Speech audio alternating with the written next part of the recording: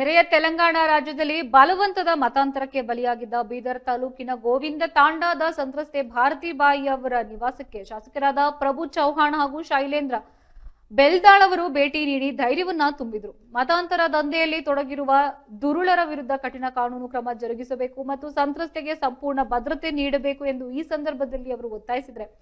ಶಾಸಕರು ಮನೆಗೆ ಬರ್ತಾ ಇದ್ದಂಗೆಯೇ ಸಂತ್ರಸ್ತೆಯ ಪೋಷಕರು ಗಳಗಳನ್ನೇ ಅಳುತ್ತಾ ಶಾಸಕರ ಕಾಲಿಗೆ ಬಿದ್ದು ತಮ್ಮನ್ನ ಈ ಅಪಾಯದಿಂದ ರಕ್ಷಿಸುವಂತೆ ಬೇಡಿಕೊಂಡ ಘಟನೆ ನೆರೆದಿದ್ದವರ ಕಣ್ಗಳಲ್ಲಿ ತೇವಗೊಳಿಸಿದೆ. ಇನ್ನು ಸಂತ್ರಸ್ತೆ ಭಾರತಿ ಬಾಯಿ ತೋರಿದ್ದ ಧೈರ್ಯವನ್ನ ಶಾಸಕರು ಮುಕ್ತ ಕಂಠದಿಂದ ಪ್ರಶಂಸಿಸಿದ್ರು. ಬಲವಂತವಾಗಿ ಮತಾಂತರಗೊಳಿಸಿದ ದುರುಳರು ಸ್ವಲ್ಪ ಯಾಮಾರಿದ್ರು. ಆಕೆಯನ್ನ ಹೈದರಾಬಾದ್ ಅಥವಾ ದುಬೈಗೆ ರವಾನಿಸುವ ಸಂಚು ರೂಪಿಸಿದ್ರು. ಈ ಅಂತರ ರಾಜ್ಯ ದಂಧೆಯ ಹಿಂದಿರುವ ಆರೋಪಿಗಳಿಗೆ ಕಠಿಣ ಶಿಕ್ಷೆಯಾಗಬೇಕು ಎಂದು ಶಾಸಕ ಪ್ರಭು ಚೌಹಾಣ್ ಆಗ್ರಹಿಸಿದ್ದಾರೆ. ಇದೇ ವೇಳೆ ಮಾತನಾಡಿದ ಶಾಸಕ ಶೈಲೇಂದ್ರ ಬೆಲ್ದಾಳ್ ಅವರು, ಕೆಲವು ದುರುಳರು ತಾಂಡಾದ ಜನರನ್ನ ಗುರಿ ಮಾಡ್ತಾ ಇದ್ದಾರೆ. ಇಂತಹ ಪ್ರಕರಣಗಳು ಮರುಕಳಿಸಿದ್ರೆ ಉಗ್ರವಾಗಿ ಪ್ರತಿಭಟಿಸಲಾಗುವುದು ಎಂದು ಎಚ್ಚರಿಕೆಯನ್ನ ಕೂಡ ನೀಡಿದ್ರು.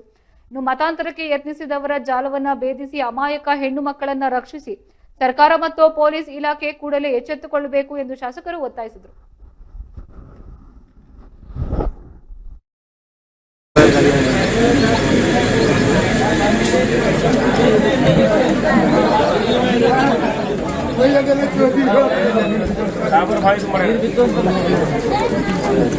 तांडो बचाड़ो, नाम बचाड़ो, धर्म बचाड़ो। थोड़ा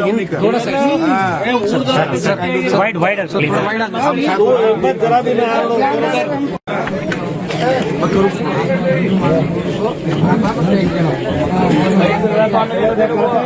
जरा दूर सर जाना, थोड़ा साइड